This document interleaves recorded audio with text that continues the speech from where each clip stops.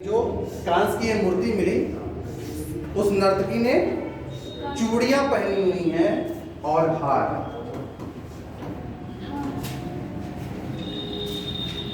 ठीक है, इसके फिगर को आप देखेंगी तो जो कांस की नर्तकी की मूर्ति मिली है वो चूड़ियां पहनी है और हार पहनी हुई है।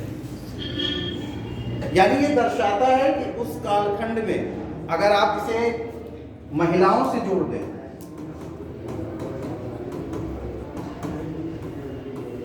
यानी श्रृंगार से जोड़ दें, तो हो सकता है ये उन महिलाओं के प्रतीकात्मक रूप में हो, यानी उन महिलाओं की सामाजिक स्थिति कैसी थी यह दर्शाता हो, यह भी संभव है। और नर्तकी नृत्य की मुद्रा है, यानी कुछ ना कुछ मनोरंजन के ऐसे साधन रहे होंगे, ठीक है ना, जिसमें नाच गाने का प्रयोग होता हो। ठीक,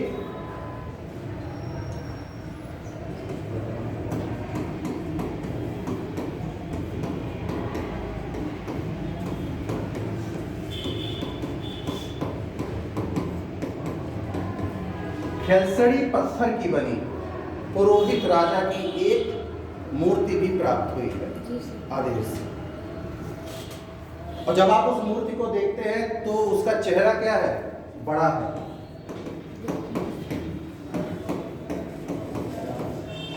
गोल और बड़े, यानी अगर उस कालखंड के व्यक्तियों के शारीरिक हाव भाव के बारे में जानना हो तो पुरोहित राजा की जो मूर्ति बनी है उससे हम अनुमान लगा सकते हैं कि इसी तरह के व्यक्ति रहे होंगे। ठीक,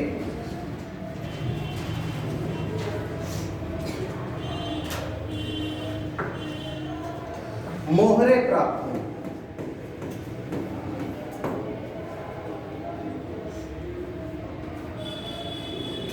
इस पे 3 मुख वाला पुरुष,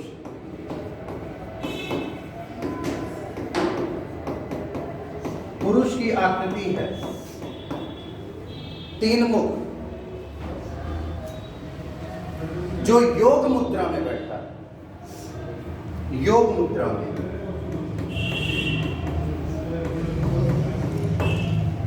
यानी ऐसे किसी देवता की आराधना होती होगी जो 3 मुख वाला है और जो योग मुद्रा में बैठा है। ठीक है,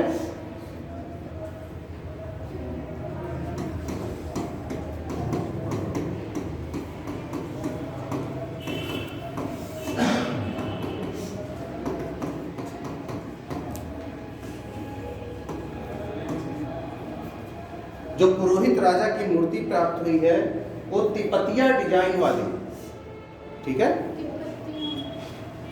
एक प्रकार से लाइनिंग है, कुछ पत्तियों बनी है उस पे डिजाइन वाली शॉल उन्होंने ओढ़ी है।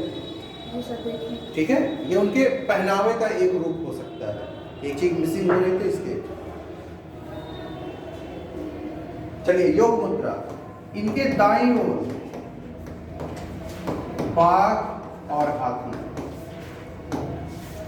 जो मोहर पे चित्र मिली है 3 मुख वाले पुरुष की योग मुद्रा में, उनके दाईं ओर हाथी और बाघ और बाईं ओर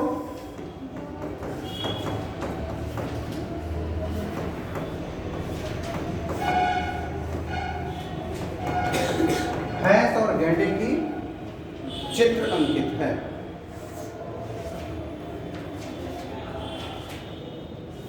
उस पुरुष के साथ इन चारों के चित्र, इसके मतलब इन चारों का कुछ महत्व है। आप देख लीजिए, चारों शक्तिशाली जीव हैं। अगर शक्ति के रूप में देखें तो इनका महत्व है।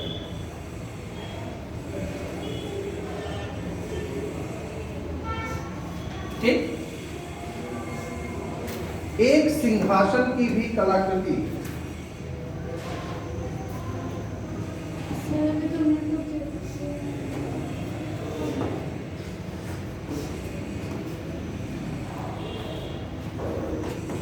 जो सिंहासन की कलाकृति मिली है उसके नीचे हिरण के चित्र को उकेरा गया है। ये सब एक साथ इंक्लूड है मोहरों में, ठीक है।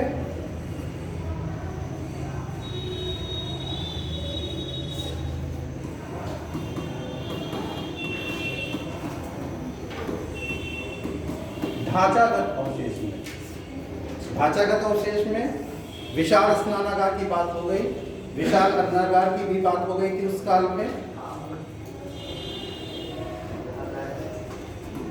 1200 से अधिक मोहरें प्राप्त हुई जो खेलसड़ी की बनी हुई थी, पत्थर की, ठीक है। चांदी के बर्तन में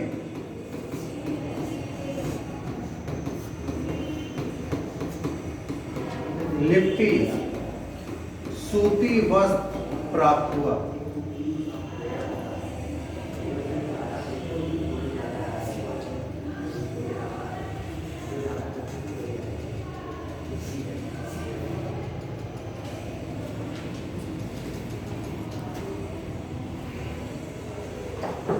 हाथी दांत की कंघियां,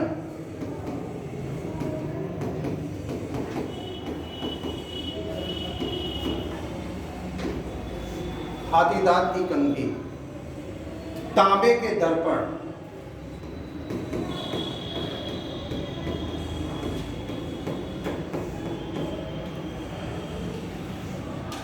ठीक।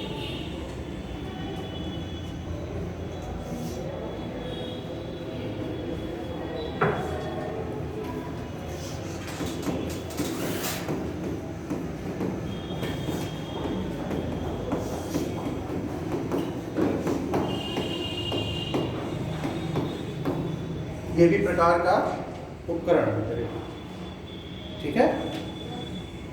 तकुआ,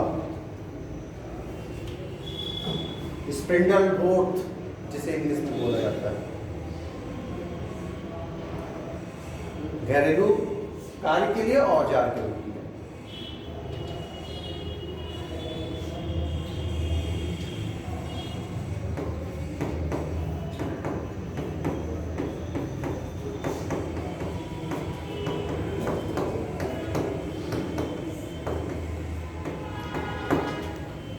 काजल की सालकाएं प्राप्त हुई।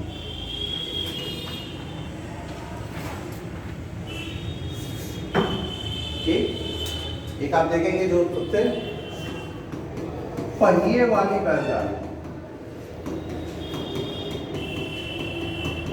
मूर्ति के रूप में है, पहिए वाली बैलगाड़ी।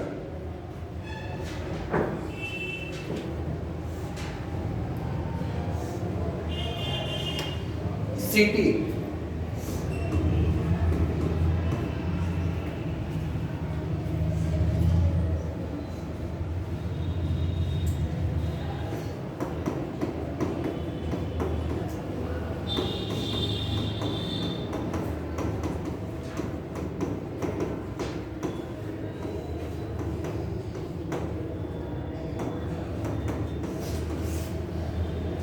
सिर हिलाने वाले बंदर की मूर्ति भी प्राप्त की गई।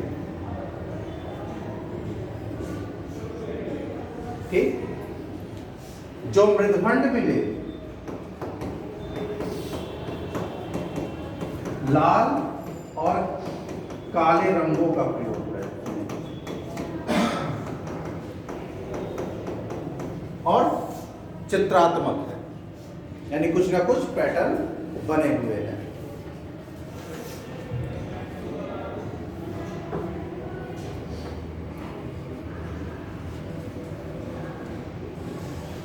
ठीक है, ये चीजें थी मोहनजोदड़ो काल में जो उत्खनन में चीजें प्राप्त हुई। कल के टॉपिक में बचा था, आज टॉपिक में आपका है कालीबंगा, एक महत्वपूर्ण क्षेत्र हड़प्पा सभ्यता का। 1952 में अमलानंद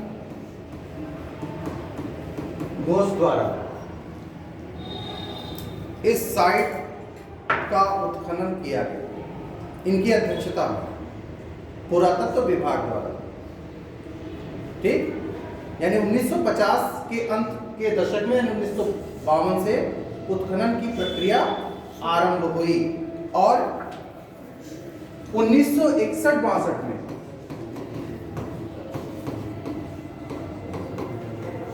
इस क्षेत्र की खुदाई की। यह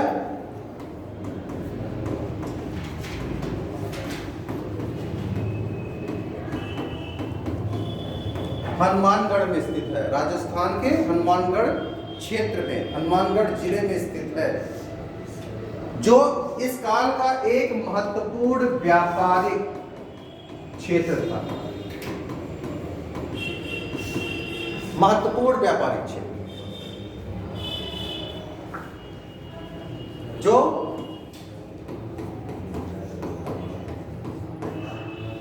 घग्गर नदी के तट पे बसा था।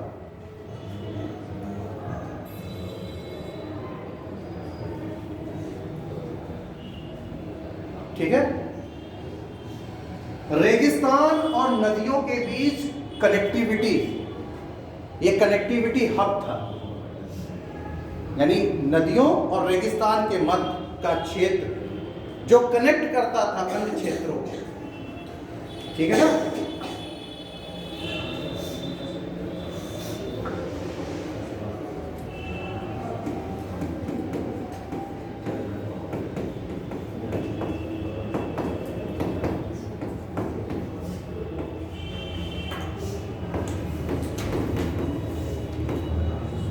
उत्तर और दक्षिण में हवाली और तटवर्ती जल स्रोत थे।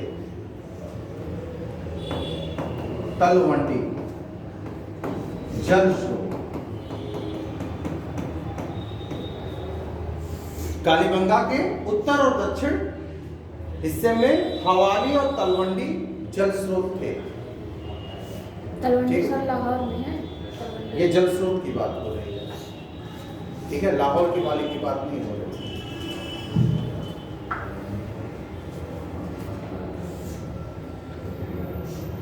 इसका जो आकार था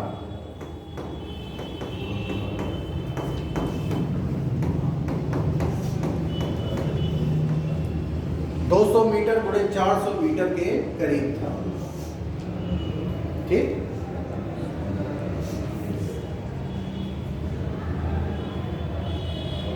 अब आप सोचिए जिस समय की बात हो रही है उस समय रेगिस्तान, राजस्थान, जब राजस्थान की बात आप करते हैं तो रेगिस्तान अनायास आ जाता है मस्तिष्क में, क्योंकि यहीं पे है।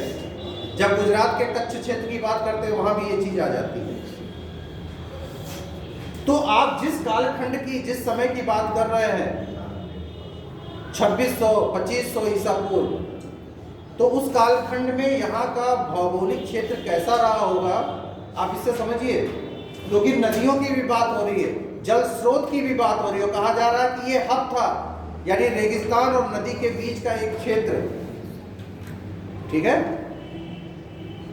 तो इसके मतलब उस कालखंड में यहाँ नदियों का जाल जरूर रहा हो।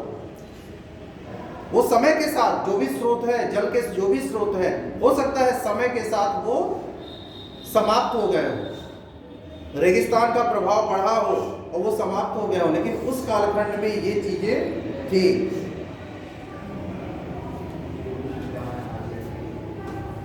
यहाँ की सड़कें और गलियां वर्गाकार रूप में बनाई गई थी।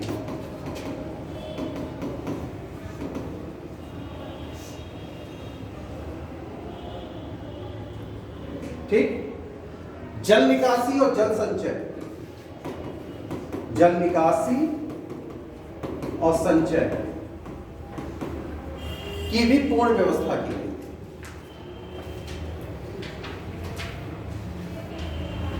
सड़कें जो थी वो 90 डिग्री कोण पर एक दूसरे को काटती थी। 90 डिग्री के कोण पर एक दूसरे को वो काटती थी। अमूमन जैसे हड़प्पा सभ्यता में पाई गई है, सड़कें चौड़ी थी और पक्की बनाई गई। बहुत जगहों पे है कि कच्ची थी, लेकिन यहाँ सड़कों का निर्माण जो था वो पक्के रूप में बनाया गया था। ठीक, सड़कें जो थी वो एक ही दिशा में थी।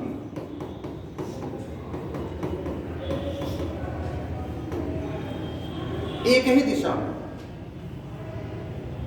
इससे पहले थोड़ी चर्चा हुई थी। इस पे जब आप हड़प्पा पढ़ रहे थे तो एक चर्चा हुई थी।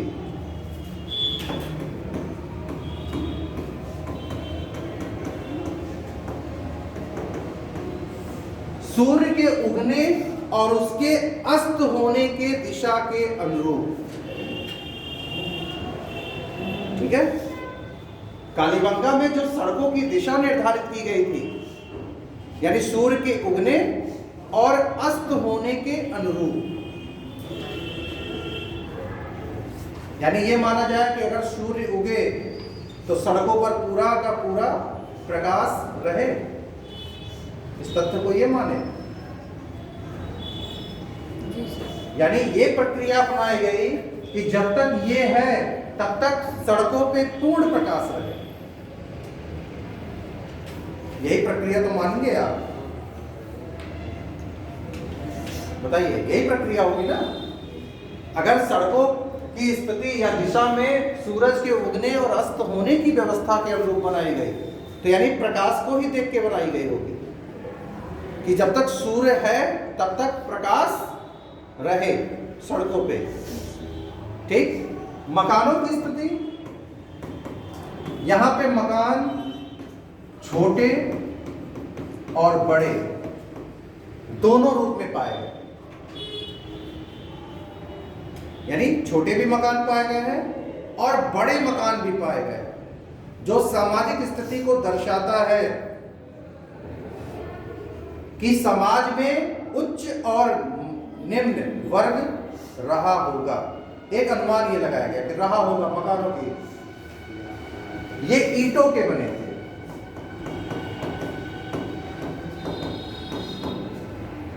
जो सड़क पे खुलते थे, सीधे सड़क पे।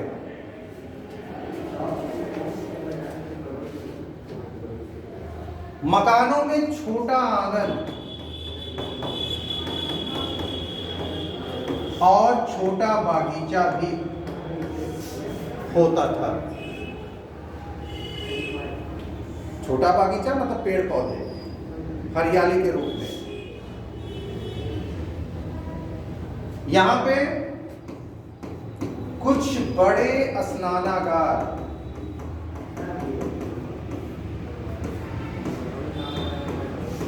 अन्नागार भी प्राप्त हुए हैं। अब स्नानागार का बड़े रूप में है तो उसका एक जगह मोहनजोदड़ो में आपने पढ़ लिया। अगर एक जगह उसका प्रभाव यह है कि अनुष्ठानों के लिए सामूहिक रूप से स्नान होते हों, तो यहाँ भी अगर बड़े स्नानागार प्राप्त हुए तो उसका भी मतलब अनुष्ठानिक ही रहा होगा। ठीक है, बड़े अन्नागार हैं, इसका मतलब अनाजों को संरक्षित करने की व्यवस्था भी की गई है। कुएं और जलाशय भी प्राप्त हुए हैं। कुएं और जलाशय भी, जिनकी दीवारें ईंटों की बनी थी।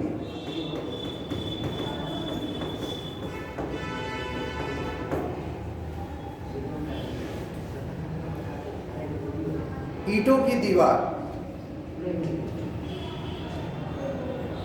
कालीबंगा का जो प्रमुख आर्थिक पक्ष था वो थी कृषि। कृषि प्रधान समाज। हड़प्पा काल में आप किसी भी क्षेत्र को पढ़े, वहां की जो प्रमुख चीज थी वो थी कृषि, महत्वपूर्ण आर्थिक स्रोत।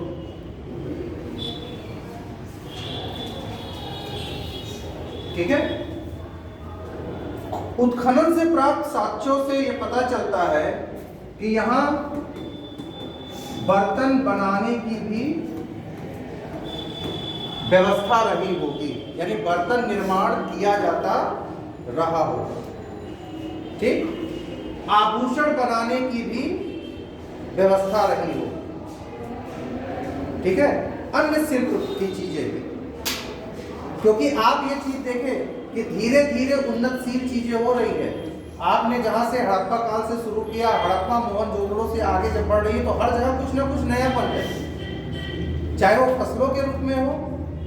जब आप किसी फसल में नए रूप को पाती हैं, मान लीजिए किसी क्षेत्र में जौ है तो किसी क्षेत्र में जौ नहीं है, ठीक है, तो कहीं ना कहीं ये प्रमाणित करता है कि जिस क्षेत्र में जौ की खेती पाई गई है, उस क्षेत्र में उसके अनुरूप जलवायु रही हो, और जिन क्षेत्रों में नहीं पाई गई है वहां उसके अनुरूप जलवायु या मिट्टी नहीं रही हो। आप यही आकलन लगा सकते हैं। यहां पे पूजा स्थल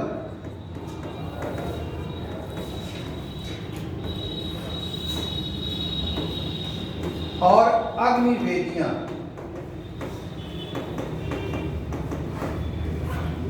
पूजा स्थल और अग्नि वेदियां प्राप्त हुई हैं।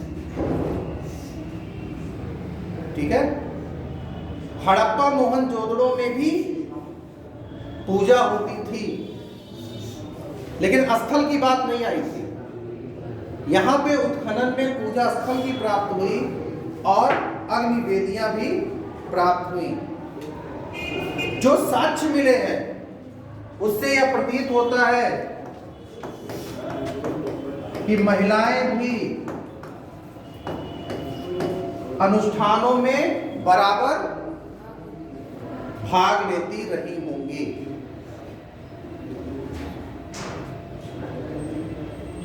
ठीक है, अगर पूजा स्थल है तो समाज पे धर्म का भी प्रभाव रहा होगा। अगर आप पूजा स्थल मानते हैं कि पूजा स्थल प्राप्त हुआ है, देवी या देवता हैं, तो यकीनन धर्म का समाज पे प्रभाव रहा होगा। बिना प्रभाव के आप किसी की पूजा या आराधना नहीं करोगे। ये चाहे उस कालखंड की बात आप कर लो, चाहे वर्तमान की बात कर लो, आप किसी से प्रभावित हैं तभी आप उसके विचारों को सुनते हैं। आप किसी से प्रभावित नहीं हैं तो आप सामने वाला लाख आपसे बोल रहा हो किसी मुद्दे पर, लेकिन आपका ध्यान वहां पे बिल्कुल नहीं, आपका ध्यान कहीं और है। क्यों? क्योंकि आप उसकी विचारों से प्रभावित बिल्कुल नहीं। बात समझ रहे आप? ये हमारे जीवन का सबसे महत्वपूर्ण पॉइंट है। अब ये तो अलग मैटर है कि वो सामने वाला आपको कैसे प्रभावित करे, ठीक है, लेकिन जब आप धर्म की बात करते हो तो व्यक्ति की बात हो गई। जब धर्म की बात आप करते हो तो धर्म को नहीं ये कहना है कि तुम प्रभावित हो या ना हो, आप अनायास प्रभावित होगे, क्योंकि वो मान्यता है सामाजिक और आप उस समाज का हिस्सा हो। तो जब समाज उस धर्म को मान रहा है तो आप भी उस धर्म को मानोगे, आप उससे अलग नहीं हो सकते, क्योंकि ये सामाजिक क्रिया है, ये पूरे समाज की क्रिया है। अगर पूजा स्थल की बात हो रही, पूजा की बात हो रही है, या फिर अग्नि वेदियों की बात हो रही है, अग्नि वेदियों का मिलने का मतलब अग्नि अनुष्ठान होते हैं। अग्नि अनुष्ठान होना है। और अग्नि अनुष्ठान क्यों होना है? यानी किसी न किसी चीज के लिए तो आप अनुष्ठान कर रहे हो ना। कारण कुछ भी हो सकते हैं, वो अपने समाज की समृद्धि के लिए भी हो सकता है, कुछ दैवी आपदाओं से बचने के लिए भी हो सकता है, बीमारियों से बचने के लिए भी अनुष्ठान किए जा सकते हैं, यानी कोई भी रीजन हो सकता है, लेकिन अनुष्ठान हो रहे हैं। अगर ढेर सारी वेदियां बनी हैं, इसके मतलब ढेर सारे लोग अनुष्ठान में शामिल होते हैं, क्योंकि स्नानागार है बहुत विशाल, ठीक है, तो जाहिर सी बात है कि समाज में अगर धर्म प्रमुख है, किसी देवी या देवता के प्रति मान्यता है, तो उसका प्रभाव समाज पे होगा। और अगर धर्म है तो कुछ नियम भी होंगे, और उस नियम का पालन समाज अवश्य करता होगा। धर्म का तात्पर्य यह नहीं है कि आपने किसी एक ईश्वर की मूर्ति लगा दी और उसे फूल और अगरबत्ती दिखा रहे हैं। धर्म का मतलब ये नहीं। धर्म बहुत विस्तृत है, समुद्र जितना गहरा, जिसके अनंत में आप पहुंच ही नहीं पाओगे। ठीक है,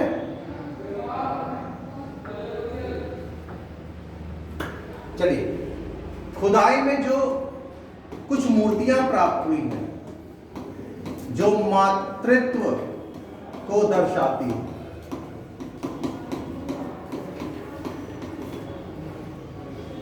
मातृत्व को दर्शाती,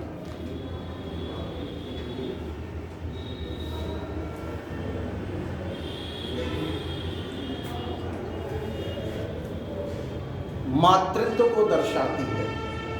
मैं बार बार इस शब्द को रिपीट कर रहा हूं। यानी कुछ मूर्तियां ऐसी प्राप्त हुई हैं जो मातृत्व को दर्शाती हैं। मतलब महिला प्रधान समाज था।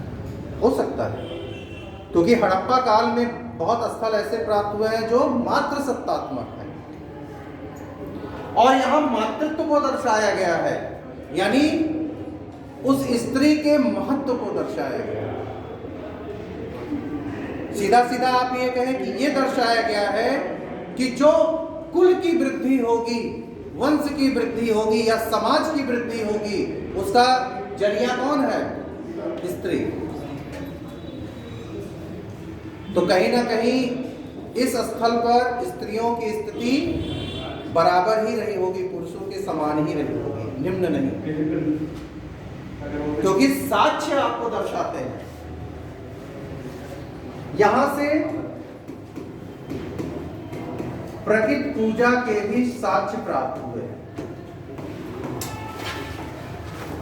ठीक है, प्रकृत पूजा के साक्ष्य ये हर जगह है। आप किसी भी क्षेत्र को उठा के देख लें, हड़प्पा सभ्यता है। ठीक,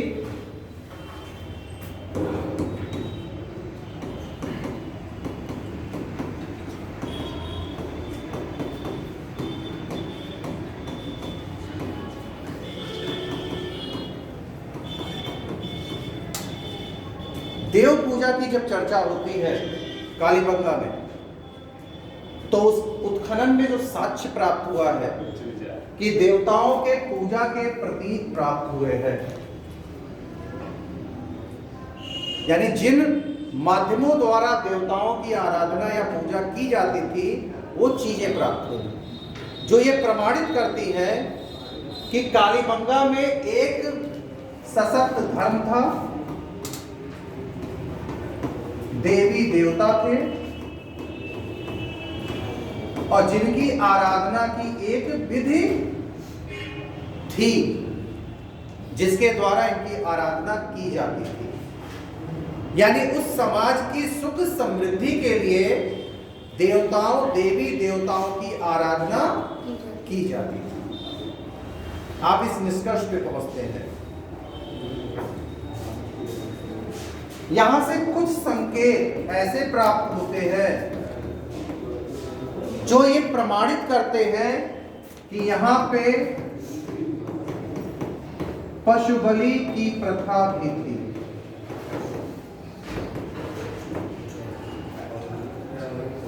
ठीक, किसी विशेष अनुष्ठान में या किसी विशेष देवी या देवता को प्रसन्न करने के लिए यह विधि अपनाई गई होगी। ठीक है, उत्खनन से जो संकेत मिला उस पर यह निष्कर्ष निकाला गया है। कालीबंगा से देवताओं की मूर्तियां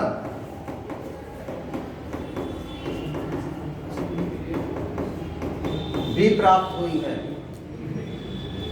यानी यहां से एक प्रमाणित रूप में चीजें आई। पूजा स्थल मिला, देवताओं की मूर्तियां मिली, ठीक है, मातृत्व की मूर्तियां मिली। यानी ये सारी चीजें ये दोहराती हैं कि धर्म का प्रभाव हो गया था इस कालखंड में, यानी इस क्षेत्र में, और लोग धर्म को मानने भी लगे, उसका प्रभाव भी था।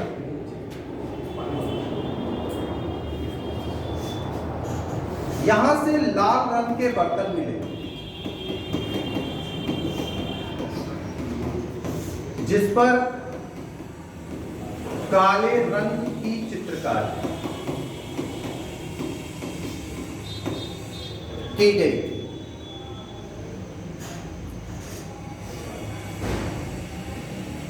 ठीक है, यानी मिट्टी के बर्तन।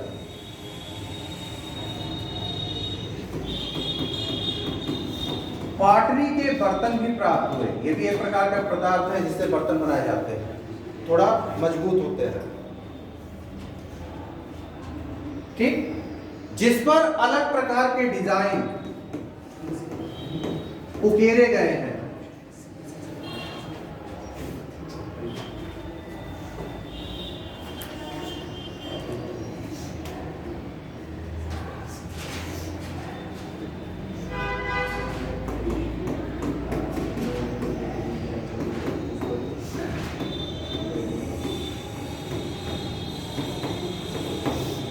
सिलेंड्रिकल सील करने वाली चीज, ये मिट्टी और तांबे की प्राप्ति है। मिट्टी और तांबे की प्राप्ति हुई है।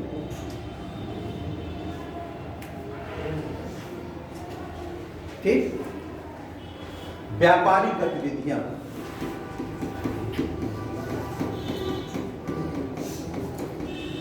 व्यापारिक गतिविधियों के प्रमाण मिलते हैं और धार्मिक अनुष्ठानों के भी प्रमाण मिलते हैं।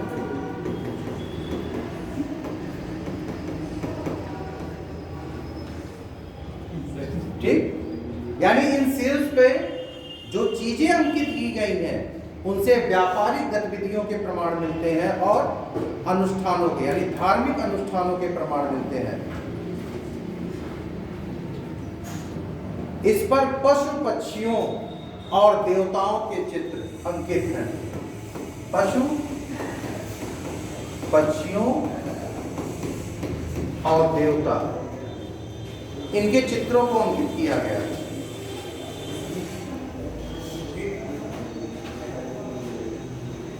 मोहरे,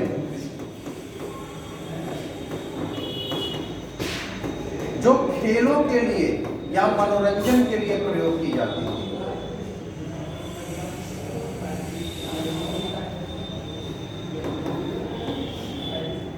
मनोरंजन के लिए प्रयोग की जाती थी।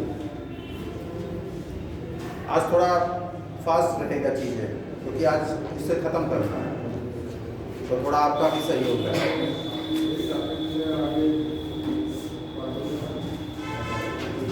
यहाँ पे जो औजार प्राप्त हुए वो तांबा, कांस व पत्थर के बने थे।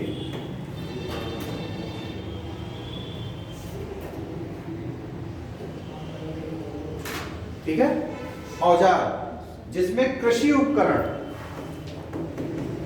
कृषि से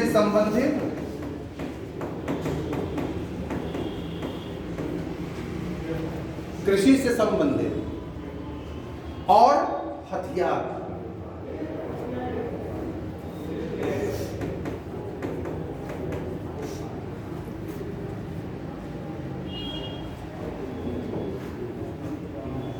यहां से हड़प्पा लिपि की मोहरें प्राप्त हुई।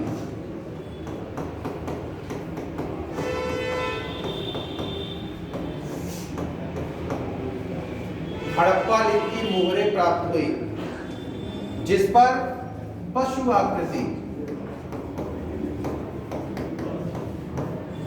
अंकित थी।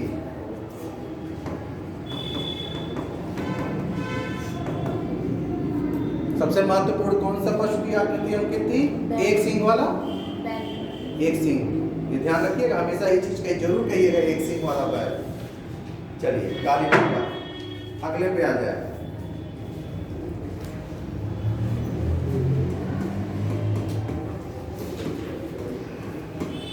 लोथल,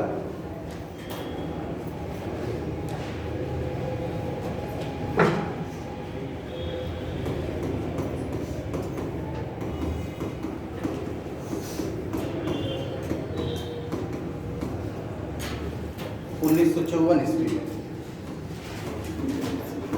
SR राव, इसे मारा जाए 24,000 ईसा पूर्व। ये रहा।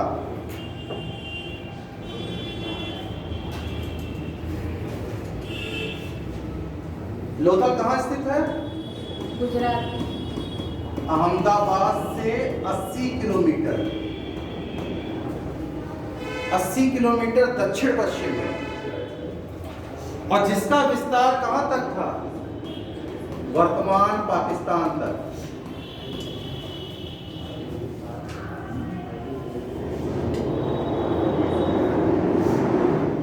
ठीक,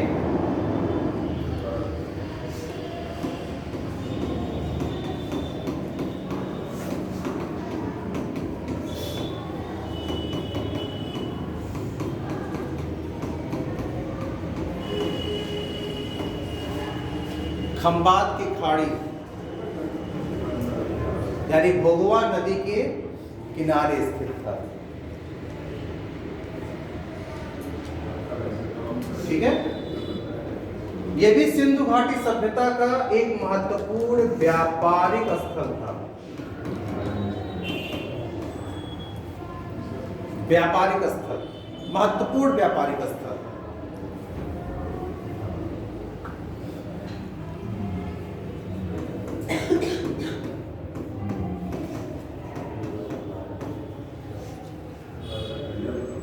हाल सुना है? अब लोढ़ा कहेंगे, लोढ़ा, लोथल, लोढ़ व थाल, ये दो शब्द हैं जिनके संयोग से बना है, जिसका गुजराती में मतलब होता है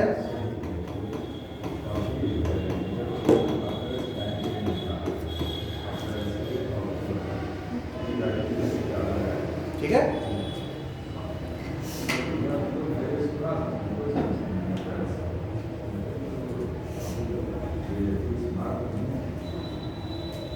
उन्नीस सौ 55 से 1960 तक इसका उत्खनन किया गया ASI द्वारा, भारतीय पुरातत्व सर्वेक्षण द्वारा।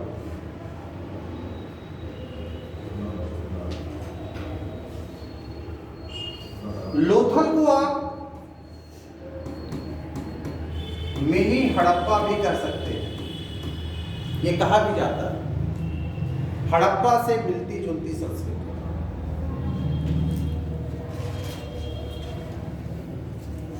ठीक है, क्योंकि ये सिंधु सभ्यता का एक महत्वपूर्ण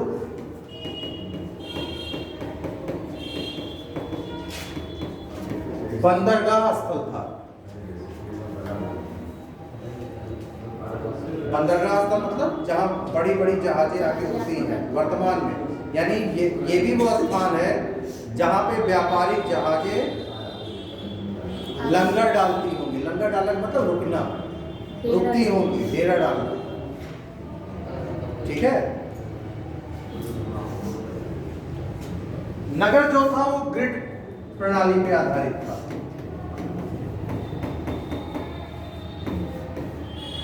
नगर जो थी वो ग्रिड प्रणाली से, और जो ये व्यवस्था बनाई गई थी नगर की, ठीक, आवागमन की जो व्यवस्था बनाई गई थी, इसे क्या किया गया था? साबरमती नदी से जोड़ा गया था, कनेक्ट कर दिया गया था। ठीक, क्योंकि आप ये हमेशा जानिए कि कोई एक नदी है वो किसी दूसरे नदी में जाके जरूर मिलती है। नदियों की एक खासियत है। ठीक, अगर कोई नदी चली है और कहीं बीच में ही खत्म हो जाए तो आने वाले समय में विलुप्त हो जाएगी। जब तक वो किसी दूसरी नदी से जाके जुड़े ना। शहर को बाढ़ से बचाने के लिए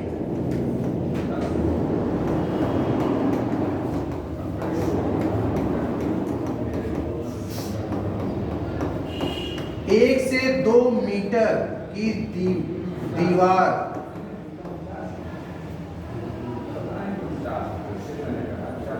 बनाई गई थी, ऊंची।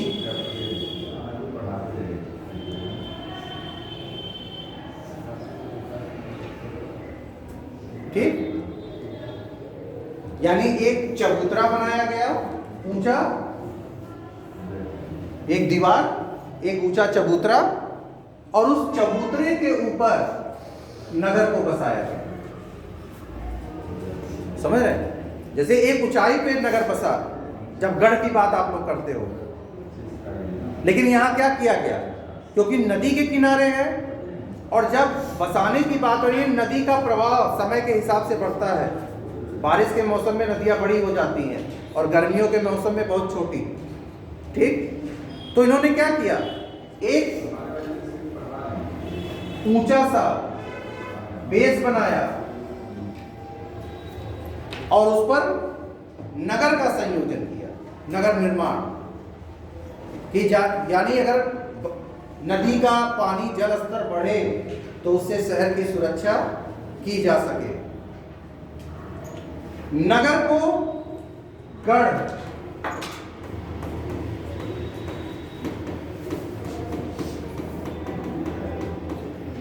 यानी जो नगर था लोथल का, वो गढ़ और निचले हिस्से में बटा हुआ था। ठीक है, यहां से पक्की ईंटों के मकान प्राप्त हुए हैं,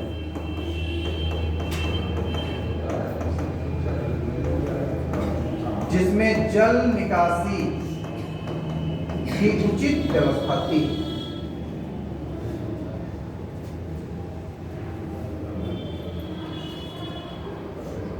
मुख्य सड़क के किनारे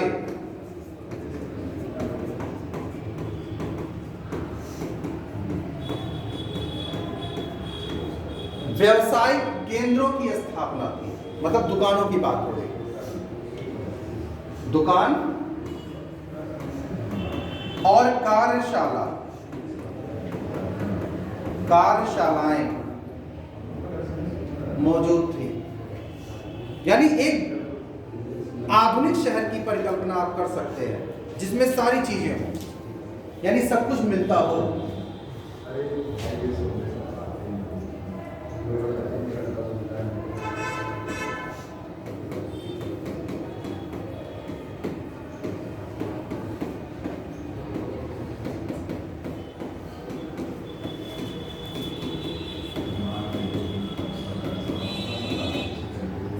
प्राकृतिक पूजा और अनुष्ठानों का प्रचलन था। यहां जो अग्नि वेदियां प्राप्त हुई,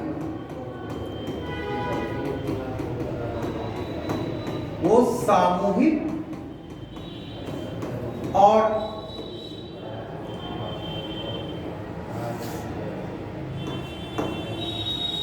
निजी दोनों रूपों में, शब्द को सही लिखना, दोनों रूपों में प्राप्त, यानी लोग अपने निवास स्थल में भी अनुष्ठान करते होंगे। अब प्रश्न ये उठेगा कि खुद के द्वारा या किसी पुरोहित को बुला के, जो धार्मिक क्रियाकलाप करता हो। अगर धर्म है तो कोई व्यक्ति विशेष होगा जो पद्धतियों को करता होगा, जैसा कि कालीबंगा में प्राप्त हुआ। जी सर, पुरोहित की मूर्ति। भाई कालीबंगा में पूजा का पूरा व्यवस्था प्राप्त हुई ना, कि पूजा होती है तो पूजा होती है तो कोई ना कोई एक विशेष व्यक्ति होगा, आप उसे चाहे जिस रूप में रखें, जो उस अनुष्ठानों को कराता होगा। यानी इस कालखंड का व्यक्ति जो उसकी अपनी भाषा है, उन भाषाओं में कुछ धार्मिक रीति रिवाजों के भी अवशेष होंगे जो हम पढ़ नहीं सकते। सिंबॉलिक चीजों की, सिंबॉलिक आपने देखा ही था अगर उस संकेतों का अर्थ पता चल गया होता तो ये भी पता चल गया होता कि धार्मिक अनुष्ठान कैसे होते होंगे। ठीक है, एजुकेशन की क्या व्यवस्था थी, होगी जरूर। अगर सांकेतिक शब्द है तो कुछ ना कुछ एजुकेशन की व्यवस्था रही होगी जरूर। ये हम नहीं कहते कि विद्यालय रहे होंगे, ऐसे स्क्रीन रहे होंगे, खड़ी से लिखते होंगे, ये मैं बात चर्चा नहीं कर रहा हूं, लेकिन कुछ पद्धति तो रही होगी। अपने सांकेतिक शब्दों को समझाने के लिए एक व्यवस्था तो उस समाज के लोगों ने जरूर बनाई होगी बच्चों को, कि उन संकेतों का मतलब तो समझे। आप अपने यहाँ पूजा पद्धति को देखकर सीख लेते हैं, वो देख के सीख लेते हैं, लेकिन शिक्षा देख के आप नहीं सीख पाते। बहुत सारी चीजें देख के सीखते हैं, मैं ये नहीं कहता, देख के भी सीखी जाती है, लेकिन सब कुछ देख के थोड़ी ना सीखी जाती है। शब्दों और मात्राओं का ज्ञान तो आपको करना पड़ेगा ना, बिना उसके संभव ही नहीं है चीजें।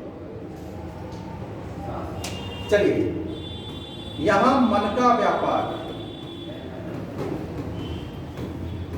यह क्षेत्र मन का व्यापार के लिए प्रसिद्ध था। ठीक, रत्न और आभूषण के।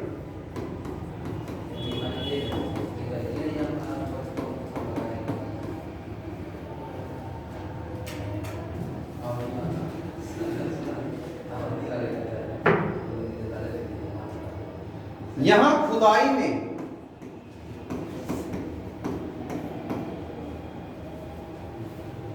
दुनिया का सबसे पुराना ज्ञात, सबसे पुराना कृत्रिम घाट मिला।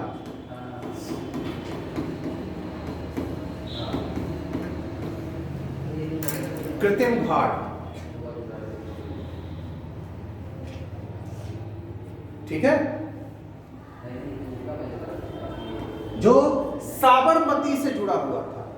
साबरमती नदी है, ध्यान दीजिएगा, गुजरात की महत्वपूर्ण नदी, जो साबरमती से जुड़ा हुआ था। यानी एक ऐसा घाट बनाया गया था जो वहां से जुड़ा हो,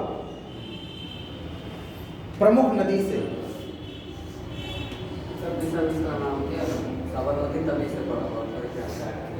वर्तमान के हिसाब से कह साबरमती ही चर्चा आती है। आप प्राचीन में भी जाए तो साबरमती का ही नाम जिक्र आता है। ठीक है,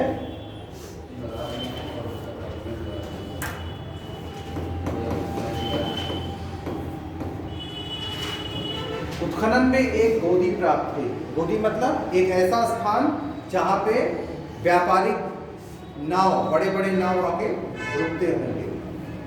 वो स्ट्रक्चर प्राप्त हुआ कि किस प्रकार से आके एक एक जगह खड़े होते होंगे।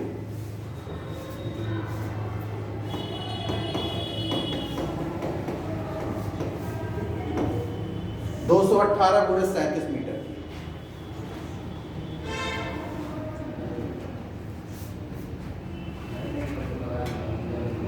ठीक, उत्खनन में मनका बनाने वाली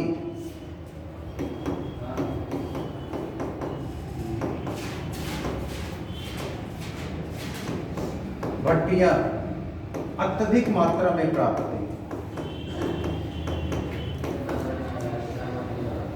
अत्यधिक मात्रा में प्राप्त हुई।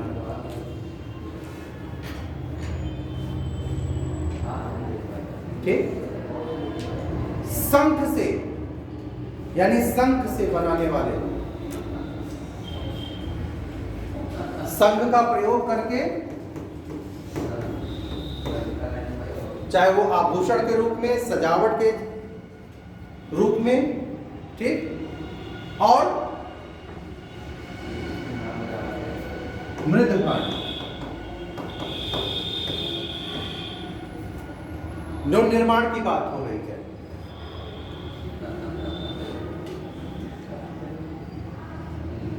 यहां पे इनकी कार्यशालाएं प्राप्त हुई। कार्यशाला आप कह सकते हैं एक लघु उद्योग के रूप में।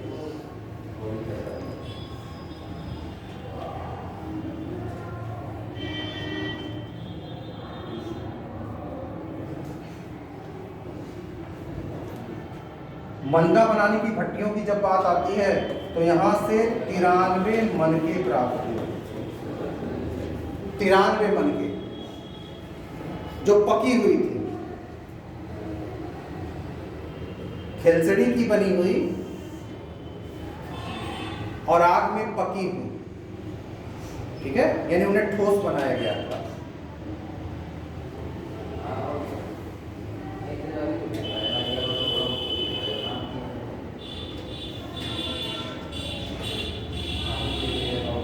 यहां से उत्खनन में एक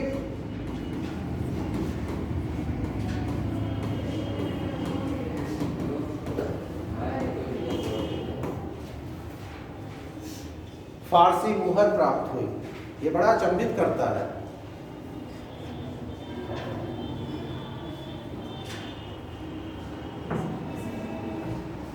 फारसी मुहर, गोलाकार फारसी मुहर प्राप्त हुई।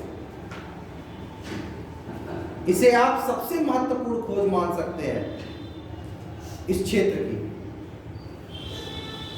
यह व्यापारिक क्षेत्र है, व्यापार का प्रमुख क्षेत्र, और यह मिलना इसके मतलब फारस से व्यापार होता होगा।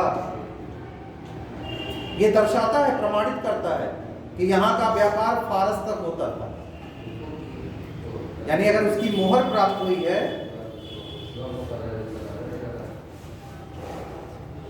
ठीक, यहां से जो मोहरें प्राप्त हुई उसमें एक श्रृंगी,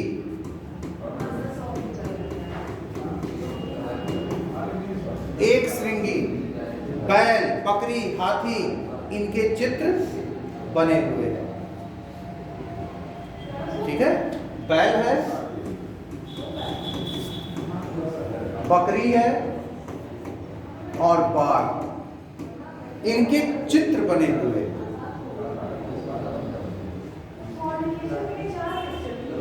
ठीक है, जिसमें सिंधु लिपि का प्रयोग किया गया है।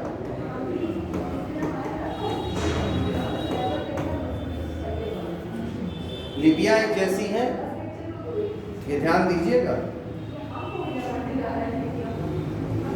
दाएं से बाईं ओर लिखिए, दाएं से बाईं ओर लिखिए।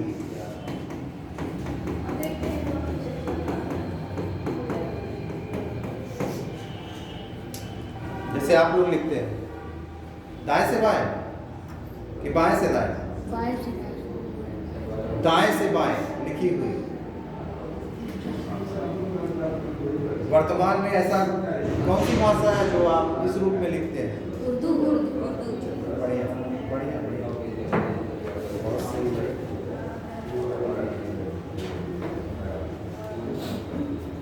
यहां से नाप तौल के बाद और तराजू प्राप्त हुआ। ठीक है, मोहरे तो होगी चर्चा। नाप तौल के बाट और तराजू, मैंने आपसे कहा ना ये व्यापारिक केंद्र है, तो व्यापार से जुड़े महत्वपूर्ण चीज यहां प्राप्त हुए हैं। अगले पे आइए, अगला आपका है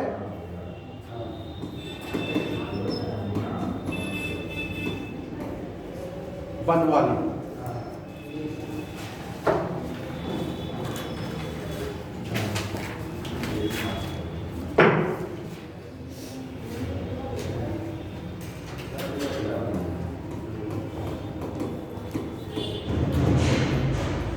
ईसापुर, RS बेस्ट,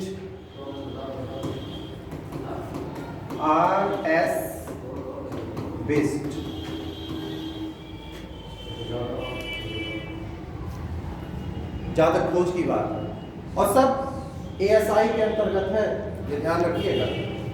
ठीक है, ये कहां पे है, किस प्रदेश में? राजस्थान, फतेहाबाद, हरियाणा के फतेहाबाद जिले में। ठीक है,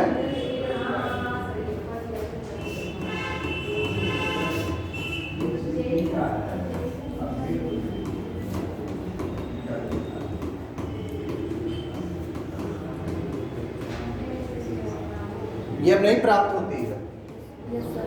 अस्तित्व इसका समाप्त हो गया, कारण वही है। ठीक। सूखे तल में, यानी सरस्वती नदी जो सूख गई उसके तल में, सूखे तल में मतलब नदी तल। हाँ, नदी तल पे यह क्षेत्र प्राप्त हुआ। यह 3 चरणों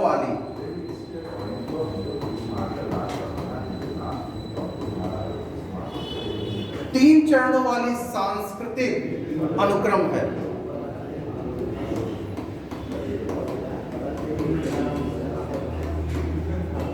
अनुक्रम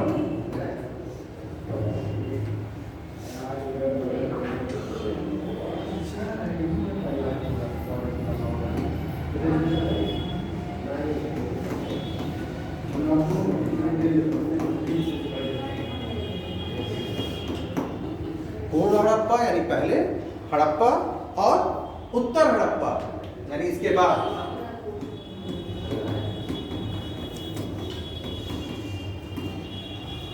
यानी एक ऐसा स्थल जहां से अलग अलग हड़प्पा कालीन अलग अलग कालखंडों के संस्कृतियां प्राप्त हुई है।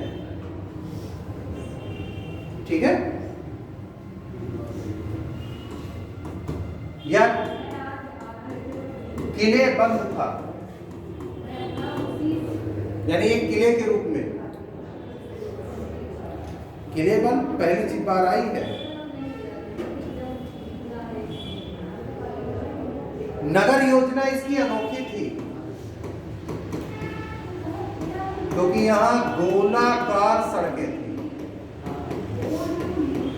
गोलाकार सड़कें पाई गई। अनोखी इसीलिए कहा गया। अभी तक आप देखिए ग्रिड प्रणाली थी 90 डिग्री वाली, समकोण पर एक काटती थी सड़कें। ठीक है। लेकिन यहाँ पे जो किलेबंद है, अभी तक किलेबंद कोई नगर नहीं मिला, ये किलेबंद है। शहर योजना अनोखी है, क्यों? क्योंकि सड़कें गोलाकार है। अगर आप गोलाकार मान लें ये स्थिति,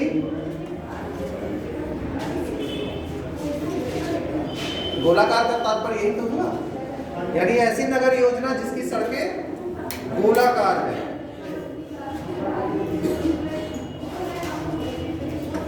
यहां ऊंचा पश्चिमी क्षेत्र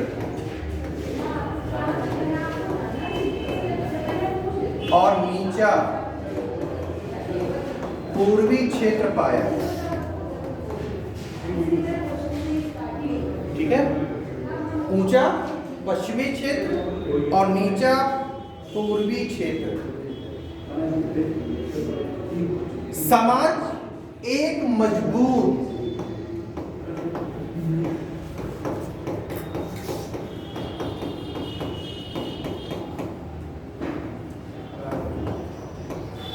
संगठन था, मजबूत पारिवारिक संगठन। और संभवतः इसलिए जोड़ा गया क्योंकि ये चीजें अनुमानित की गई है। संभवतः जो भी चीजें मिली उसके यहां पे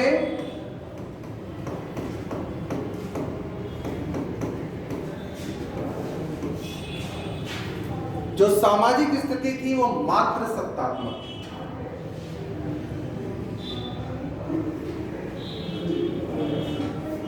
थी। पक्की ईंटों के भवन और सड़क प्राप्त हुए हैं। अब बार बार जल निकासी की समुचित व्यवस्था, ये बार बार नहीं बोला जाएगा। शहर को 4.5 मीटर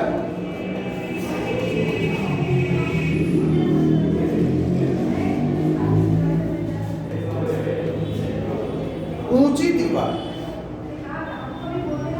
से घेरा गया था। 4.5 मीटर ऊंची दीवार से घेरा गया था। और यहां की जब अर्थव्यवस्था की आप बात करेंगे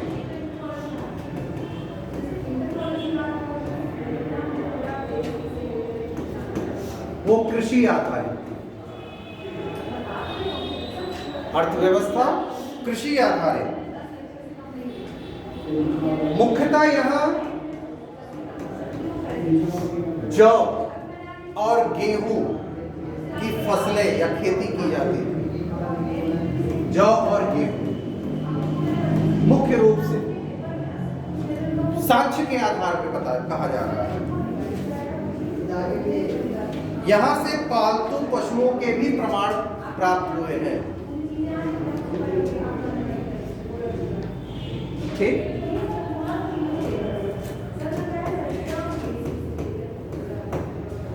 मृदभांड में क्या क्या चीजें प्राप्त हुई हैं?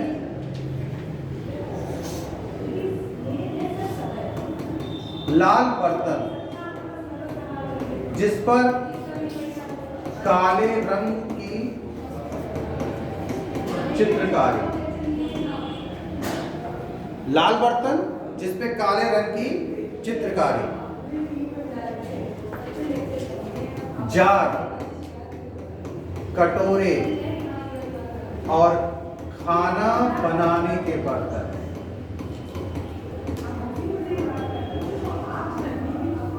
जो प्राप्त हुए। बताइए सर, कलर कैसे उस समय में कर देते हैं? सर रंग अलग अलग, इसकी चर्चा तो हो चुकी है। वही है, लेकिन बोलना चाहते हैं। देखिए, मैंने कहा ना कि एक ही चीज अंतर आया, जो रंग का अंतर है वो था स्लेटी। ठीक है, एक ही रंग का अंतर आया, नहीं तो आप देखिए गुलाबी एक जगह, स्लेटी एक जगह, बस दो ही जगह की चर्चा हुई। नहीं तो केवल हर जगह लाल ही आपको मिला, लाल सफेद, सफेद भी कम, लाल और काला। काला तो मिल सकता है, ठीक है, नेचुरल सोर्स है, नेचुरल तरीके से किसी फूल से रंग बनाया जाता होगा, ये भी आप मान के चलें। फूल के प्रयोग द्वारा, फूल के प्रयोग द्वारा प्राकृतिक रंग बनते हैं आज भी।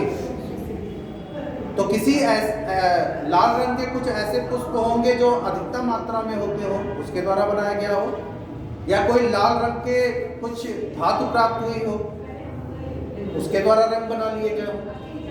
तो आप ये केवल यहाँ आकलन कर सकते हैं, क्योंकि ये प्रमाण तो आपके पास नहीं है कि कहां से आया। इसीलिए वहां कहा गया प्राकृतिक स्रोतों से।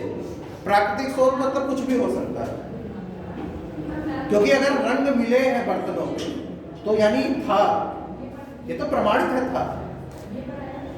ठीक है, और अगर किन्हीं क्षेत्रों से व्यापार हो रहा है तो रंग कहीं और से भी लाए जा सकते हैं, ये भी संभव है। लेकिन इसके प्रमाण मिले होते, अगर व्यापारिक दृष्टिकोण से रंगों का आदान प्रदान होता तो इसके साक्ष्य कहीं ना कहीं अवश्य मिले होते। तो ऐसा भी कोई साक्ष्य नहीं मिला। ठीक है, इस पे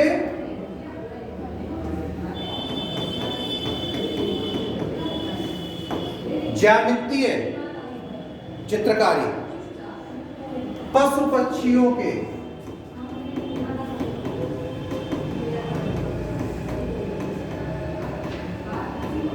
चित्र उकेरे गए। ठीक है, पेड़ पौधों के भी चित्र है। ठीक, मोहरों की बात हुई, हड़प्पा लिखित मोहरें प्राप्त हुई है इसमें, जिसपे पशु आकृति, वही बैल की, वो प्राप्त हुई है।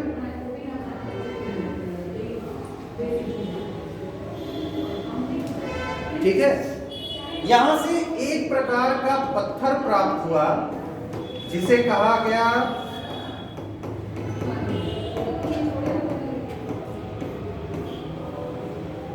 कसौटी पत्थर। आप लोगों ने सुना है कसौटी पत्थर के बारे में? कोई भी? ये किसी चीज की शुद्धता को जांचने के लिए प्रयोग किया जाता है। कसौटी पत्थर होता है जी, कसौटी पत्थर किसी वस्तु की शुद्धता को जांचने के लिए प्रयोग किया जाता है। सोनार में पत्थर रखते हैं, सोना वही है सोना। ठीक है, यानी बनवाली में जो ये चीज प्राप्त हुई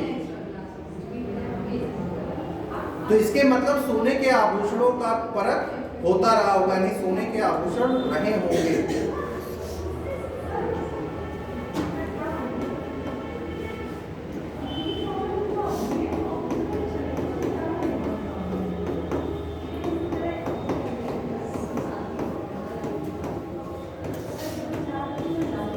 और नीलमणि, यह उत्खनन में जो चीज प्राप्त हुई, सीपियों की चूड़ियां और नीलमणि।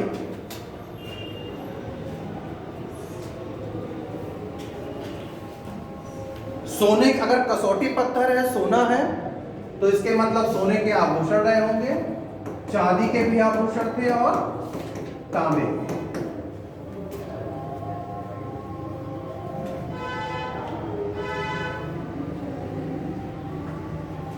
ठीक है, सीपियों की चूड़ियां हो गई, शंख और मिट्टी की चूड़ियां भी प्राप्त हुई।